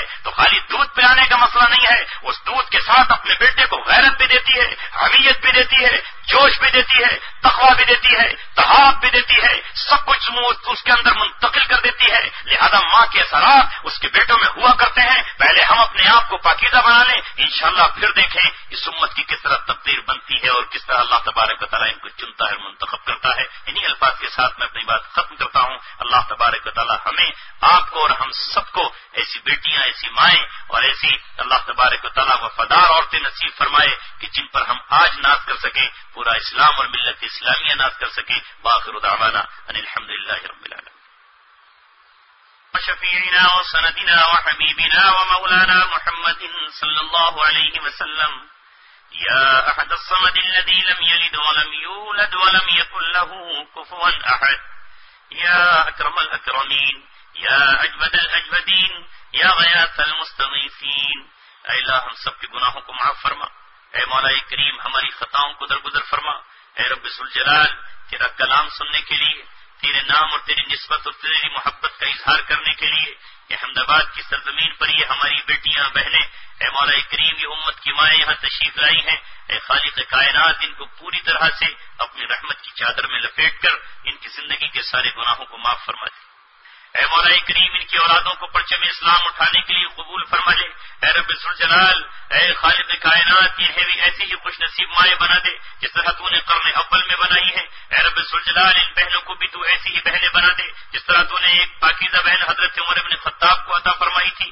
اے رب ذوالجلال یہ دی ہوئی امانتیں ہیں تیری ہمارے پاس، اے رب ذوالجلال دل کی دنیا کو بدل دیجئے، انہیں اسلام کی عبادت کے لیے قبول فرما، اے مولا کریم انہیں دین اسلام کے لیے منتخب فرما، اے رب ذوالجلال قبول فرما لے، تو قبول فرمانے پر آئے تو باندیوں کو قبول کر لے، تو قبول کرنے پر آئے تو مولا کریم بادشاہوں کی بیویوں کو قبول فرما لے، اے رب ذوالجلال تو اگر رجب کرنے پر آئے، رد کرنے پر آئے تو نبیوں کی بیویوں کو تو اپنے دروں سے پھٹکار کے باہر پھینک دے، اے مولا کریم انہوں نے اپنے سینے میں ایمان کا چراغ جلایا ہے، اے رب ذوالجلال اے خالق کائنات ان کو قبول فرما اور منتخب فرما لے، اے رب تو چننے پر جس کو چن لے، اے خالق کائنات تجھے کون روک سکتا ہے؟ تو نے ہمیں مسلم گھرانوں میں پیدا کیا، آج تک مولا کریم ہمیں ایمان کی دولت سے مالا مال فرمایا، قدم قدم پر آزمائشیں ہیں، لمحہ لمحہ مولا کریم ہمارا امتحان ہے، اے رب ذوالجلال اس امتحان میں ہمیں ثابت قدمی نصیب فرما۔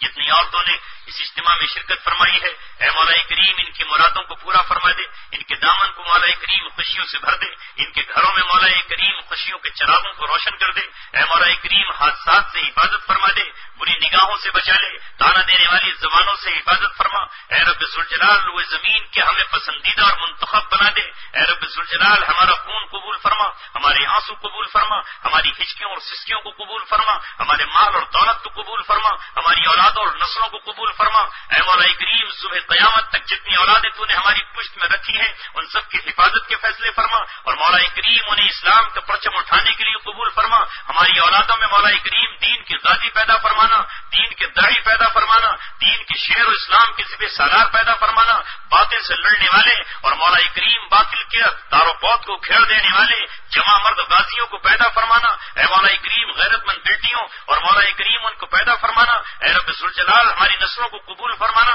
ہم تو اپنی زندگی کا سفر کر کے دنیا سے چلے جائیں گے، لیکن اے مولا کریم ہمارے بعد ایک ایسا سلسلہ قیامت تک جاری فرمانا کہ چار دانگے عالم میں گھومتا اور پھرتا رہے، تیرا کلام دنیا کو سناتا رہے، تیرے پیغام ساری دنیا میں عام کرتا رہے، اے رب ذوالجلال اپنی دولت کو تیرے نام پہ لٹاتا رہے، اے خالق کائنات تیرے گلشن کی تیرے دلوں کی تعمیر کرتا رہے، ایسی پاکیزہ اولاد ہمیں نصیب فرمانا۔ اے مولا کریم ہماری آنکھوں کو غیرت دے دے، اے مولا کریم ہماری بیٹیوں کو حیا دے دے، اے رب ذوالجلال ہماری ماؤں کو اپنی اولادوں کے لیے دعا مانگنے والا اور دعا کے قبول ہو جانے والا بنا دے، اے رب ذوالجلال ہماری دعاؤں کو، اس نوجوانوں کی دعاؤں کو اور جتنی عورتیں یہاں تشریف لائی ہیں ان سب کی دعاؤں کو اپنے فضل و کرم سے قبول فرما۔ سبحان ربک رب العزۃ عما یصفون وسلام علی المرسلین الحمدللہ۔ فاروق بھائی سائیکل والے جو ہمیشہ قاری صاحب کے پروگرام کی کیسٹ بنایا کرتے تھے، جمعرات کے دن وہ بھی اللہ کو پیارے ہو چکے ہیں اور جمعہ کے دن صبح میں ان کو دفنایا گیا ہے، ان کے لیے بھی مغفرت کی دعا کریں۔ اور حضرت کے بیان کی کیسٹ مرحوم فاروق بھائی سائیکل والوں کی دکان پر سے دستیاب ہوگی۔ کیسٹ و سنڈو ملنا کا پتہ ہے فاروق بھائی سائیکل والے، حیدر میاں کی مسجد کے نیچے دریا پور۔ فون نمبر ہے 58 243 31 654۔